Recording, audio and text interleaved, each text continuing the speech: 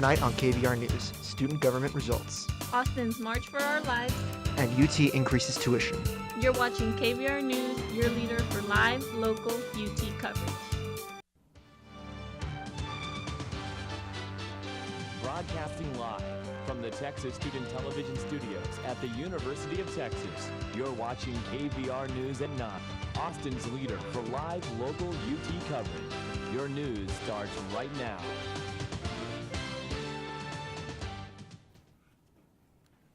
Good evening and welcome back to KVR News for Monday, March 26th. I'm Ramirez. And I'm Daniela Villegas. Thank you for joining us. After a long election process, UT finally knows who will be leading their student body for the upcoming school year. The Colton Moraz campaign took just above 50% of the vote, which is required, and their opponents got just above 40%. Our reporter Benjamin Cohen shows us what the win was like for the candidates from the candidates' point of view. Campaigning like this are all students have heard over the last month, encouraging Longhorns to go online and vote. Except this week's message was different. Following multiple delays dating back to March 2nd, students across the 40 acres have been extremely involved and vocal in this year's competitive election.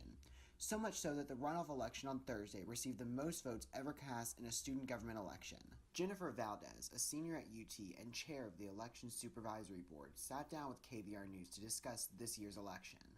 They stepped up and they decided they wanted to be leaders of this campus, and they shouldn't have had to go through the hardships that they went through. It was this spot 26 days ago where ESB Chair Jennifer Valdez was expected to announce the winners of the Executive Alliance election, but no one expected it to take 3 different elections to determine the winners. I reached out to both campaigns to get their opinions on this year's election. There's a conversation that needs to be had about privilege and about the experiences of people of color, as we've talked about previously, but I think the biggest problem with this election is that oftentimes those conversations came at the expense of kindness. Ganese and Hannah sent KVR News a statement that reads in part, quote, "This campaign has become much bigger than a student government election. It has exposed many of the deep-rooted issues on our campus and started conversations that needed to be had years ago," end quote. Colton and Miraz have already begun planning for this upcoming school year and are eager to begin serving the students of the 40 acres. Benjamin Cohen, KVR News. It looks like UT students will once again get a tuition increase. The UT System Board of Regents approved the rise to start this coming fall semester. Tuition for undergraduate students who are residents will increase just over $100 per semester for the 2018 to 2019 school year. For the following school year, 2019 to 2020, tuition will increase to $106 per semester. President Gregory Finvis said in an email that the additional funds will help hire new faculty members and manage and repair classrooms, labs, and buildings. March for Our Lives overtook the media landscape over the weekend and is now being called one of the biggest youth protests since the Vietnam War era. Austin was one of the 800 cities worldwide that participated in the march on Saturday. Sally CEO takes us on the scene. Thousands of people flooded downtown Austin on Saturday to advocate for stricter gun laws. In response to the Stoneman Douglas High School shooting in Florida, Austin was one of the 800 cities worldwide that participated in the event called March for Our Lives. With over 20,000 participants at the march, attendee Sol Houston says she's pleased to see such a high turnout. It looks great. I honestly didn't expect all these many people to show up, but I'm so glad they're here because numbers matter. Our legislators need to know that we need this and that we want this, and now we're demanding it. Likewise, high school student Louisa McDaniel believes that the younger generation's voices will be heard in the student-led initiative. I think that people have a tendency to not take us seriously because, we have our phones, we have a short attention span, we're just gonna move on, and this is us proving that we're not gonna move on, we aren't gonna keep getting shot. The march started at City Hall and ended here at the Capitol, where several key speakers are voicing their opinion on gun control. Speakers included Matthew McConaughey, Mayor Adler, and Jack Kappelman, a lead organizer of the Austin March for Our Lives. Kappelman says that a major goal of this march is to increase voter turnout. What we hope for the most is definitely increasing voter turnout in the coming election season, and also through that promoting the agenda of this cause, common sense gun reforms, and everything that comes with that. For KVR News, I'm Sally CEO. The Austin Police Department is investigating an alleged sexual assault tonight. This after a UT student says they were assaulted during a party over the weekend at the Sigma Alpha Mu fraternity house. The president of the fraternity, Jordan Koff, says that the alleged aggressor is not a member of his chapter. If you have any information about this investigation, you can contact APD at 512-472-8477. UT offers resources for various forms of assault victims through student organizations such as Not on My Campus, Voices Against Violence, and Be Vocal. Ryan Chandler explains why a small group of students founded a new sexual assault prevention organization called It's On Us, aimed to end these cases. In September 2014, the Obama administration launched It's On Us, a national campaign to end sexual assault. This February, the University of Texas founded its own chapter. It's a national organization basically going from college campuses to college campuses, telling students about what resources there are for sexual assault, giving more information about the statistics of sexual assault and preventative measures for sexual assault. UT recognizes that sexual assault is an issue. A 2015 survey conducted by the university found that 15% of undergraduate women reported that they have been raped. There wasn't much action taken after that, and there are a lot of really good resources on campus, such as VAV, Be Safe, Be Vocal, and It's On Us is here to fill in the gaps that those organizations aren't filling, such as the definitions of sexual assault. A lot of people on campus don't really understand what it is, what it pertains to, how to know when it's happening, and that's something that we really want to do with our organization. They are currently focused on planning their spring week of action. Starting on April 2nd, the organization will host a week of events to raise awareness and help prevent sexual assault. One finalized event we have is a panel of experts around supporting survivors with disabilities, and so we have a Safe Advocate. Safe Alliance is a domestic violence shelter in Austin, and so their disability advocate is going to come and give a workshop on how to better support students with disabilities who have faced sexual violence. Although the organization has only met twice, they plan to expand and offer their own resources to campus. While each member of It's On Us comes from their own experiences and background, they all agree that it's time to take action. Another UT organization called Not on My Campus is introducing a meeting series called Let's Talk About It. Attendees will discuss a wide range of topics including sexual assault, harassment, and stalking prevention. The first meeting will happen this Wednesday and will cover survivor response. Not on my campus, is a student-led movement that seeks to promote conversations, surrounding sexual assault and safe environment for students. Any student is welcome to attend these meetings and does not need to be part of the organization. An increasing number of college students are seeking mental health treatment, but counseling services are struggling to keep up. That's according to a Time magazine report. On average, people are most likely to develop mental illnesses in their 20s, leaving college students at risk. Since midterms are around the corner, colleges nationwide are trying prevention methods. Schools like UCLA and Virginia Tech are providing online screenings and for depression. Virginia Tech implemented new centers in places where students are like Starbucks. Regardless of the new addition, the limited resources are making it difficult for colleges to keep up with the growing demands. Coming up on KVR News. Welcome back to KVR News. After the death of serial bomber suspect Mark Anthony Condit, who police suspect killed 2 people, injured 5 others, and put many Austinites on edge for weeks, the threat of explosive packages still remains in Austin. UT police and students are trying new steps to try to prevent something like this from happening again. The fear and anxiety that was felt across the city of Austin during Mark Condit's spree of placing explosive devices throughout Central Texas is still fresh in many people's minds, including UT student Benjamin Henthorne, who shared his thoughts with KVR News on the recent bombings and the UT Police Department's procedures on combating these threats. The initial reaction was like a lot of other people, that, a bomb went off and it was a package, and that it was a one-off kind of thing, that there wasn't going to be another one. I don't think anybody thought it was going to happen again. I really realized that we weren't really going to have an ending to the bombings until we found the bomber. I spoke to UT Police Chief David Carter to discuss the security measures police are taking in light of the string of bombings that have terrorized Austin. An actual bomb task force comprised of specially trained detectives here at UTPD, as well as bringing all of our bomb detection canine officers together. We have a total of 3 and put them all together to form this task force, as it were. With these safety measures being put in place by the UT Police Department, Henthorne feels that it is a necessary step in order to protect the UT community. UT Police also wants students, faculty, and staff to remain vigilant of their surroundings and to report anything that is deemed suspicious. Marco Ramirez, KVR News. Shipping companies are also implementing new procedures in result of these bombing. Shipping centers across the country are now requiring more information when someone drops off a package for delivery. UPS and FedEx are also asking customers to open packages before shipping as a temporary measure to ensure they are safe. A former University of Texas system building is no longer a part of downtown Austin. The building was imploded on Sunday. The Asheville Smith Hall was built in 1974 and served as an administrative office for UT.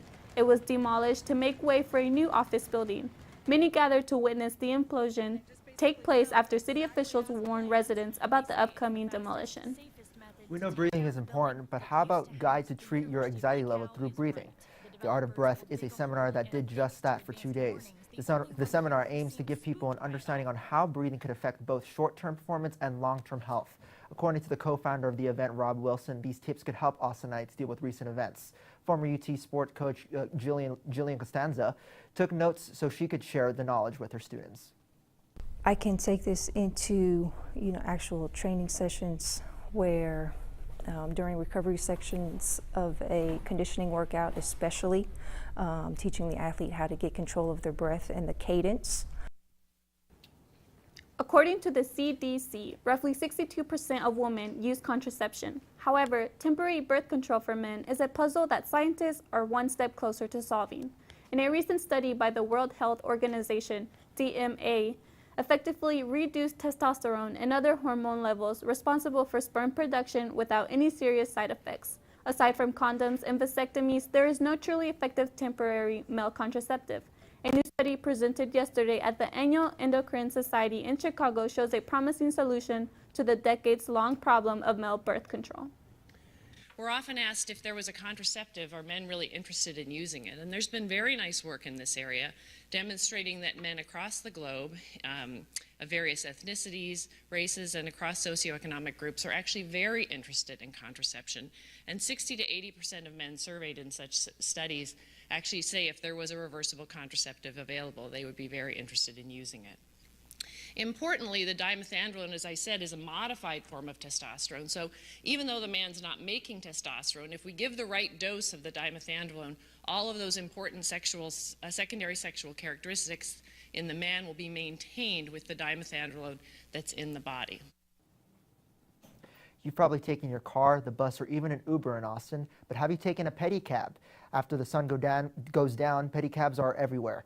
Our Daniela Villegas went out to give you an inside look of the pedicab business. You've probably seen them or hear them ringing the bell to give you a heads up. They are called pedicabs, another way of exploring Austin. But they also help you get to your destination.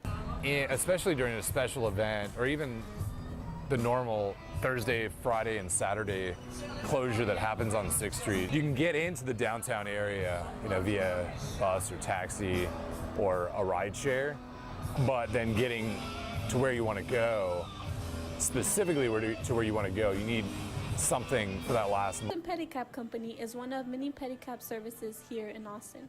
Drivers have to have a chauffeur license and they go through training. In the transportation solution world in Austin, they call it first and last mile service. Passengers get to where they need to go, and each driver has their own reason to why they are pedaling. I was having a hard time doing this for over 17 years, promoting shows and whatnot. And I saw these rickshaw guys riding around. I thought it'd be a great idea to transport these posters around too while I do it and still give rides, and it's pretty fun. So Marco, how are you liking the spring weather? I'm liking it so far, but I think some rain might be on the way. Let's go over to Bria, who's at the Weather Center. Bria? Thanks, Marco and Daniela. This week's weather has a mix of sunshine and low changes of rain, just in time for Easter break, excuse me. I'll have more when we get back. Stay tuned.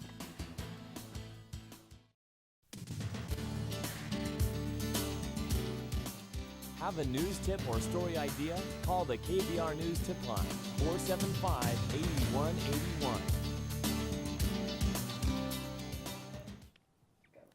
spring has finally sprung, and with it comes rain showers and sunny walks to class. I'm personally very happy because this weekend was hot, and the weather today kept that up. Tonight, you can expect a low of 70 degrees, but make sure you bring an umbrella to class tomorrow. There's a 60% chance of rain and a high of 81 during the day, and more showers and thunderstorms at night with a chance of rain at 90% and a low of 66 degrees. On Wednesday, expect another day of showers and thunderstorms with a chance of precipitation at 90% and a high of 74 degrees and wind speeds at 10 miles per hour. At night, there will be a low of 57 degrees. Thursday brings back sunny skies with a high near the 80s and a low in the mid-50s. Friday will bring more sun with a similar high and low throughout the day, but wind speeds will pick up at around 10 to 15 miles per hour. Saturday, we can expect another sunny day with temperatures at a high of 80 degrees and a low around the 60s. We end Easter weekend with high temperatures, so make sure to get out and enjoy an Easter egg hunt. Have a great Easter weekend, Longhorns. Live from the Weather Center, I'm Bria Bolden. Back to you, Daniela. Thanks, Bria. We'll be right back with sports.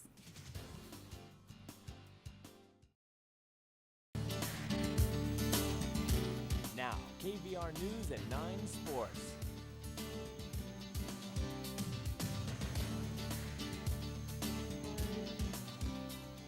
Welcome back to KVR News. We're here with TSV Sports coach Katarina Bencardi. Welcome. Thank you so much.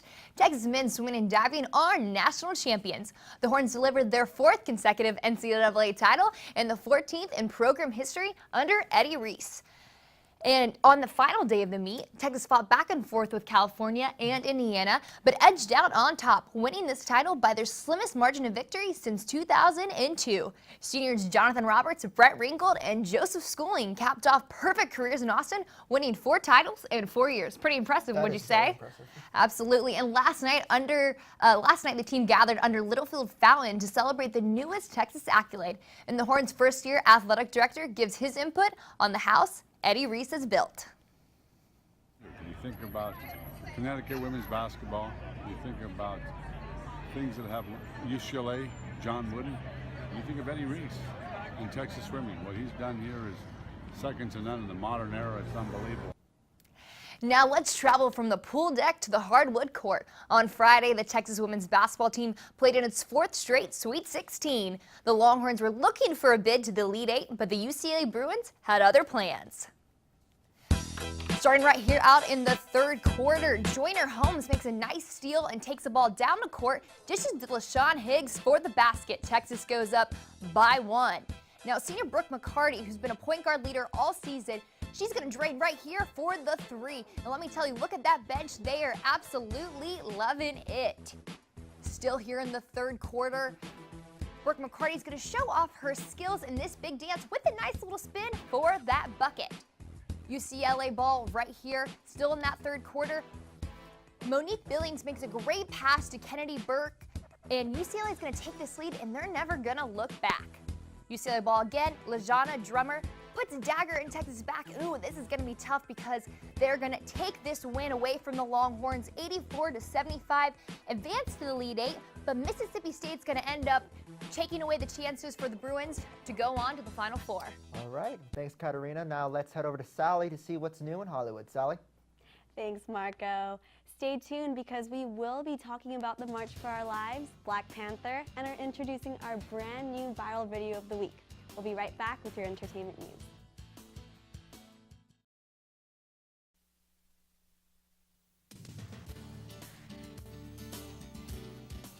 You're watching KVR News at 9. Your campus, your news.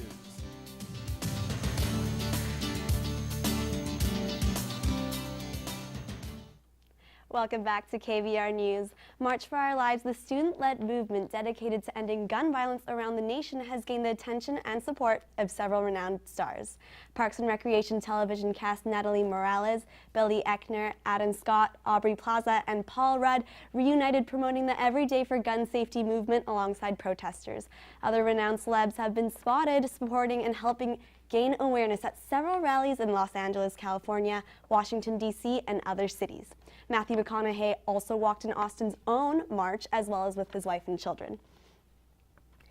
Tonight on KVR News, we are starting a brand new segment where we will show our pick for the viral video of the week. Next time you are driving down the road, be sure to look both ways because you never know what strange things may come your way. Our first viral video features thousands of ducks crossing the road in Vietnam. According to a local, the ducks apparently took a whole 30 seconds to cross the road. Look at them go. Black Panther took the crown from the Avengers as the highest-grossing superhero film of all time in the U.S. It steadily rose up the charts, becoming one of the top 5 grossing films in the U.S. Black Panther combines the fantastical elements of a comic book with a deeper social message. Despite its success, according to box office analysts, Black Panther is not expected to hold the record for long. The highly anticipated Avengers: Infinity War is coming soon and is predicted to gross at least $700 million. And thank you for tuning in. Make sure to follow us for news updates throughout the break. You can follow us on Twitter at KVR News and like us on Facebook. I'm Daniela Villegas. And I'm Marco Ramirez. Stay tuned for College Press Box up next on Texas Student Television. Have a great week.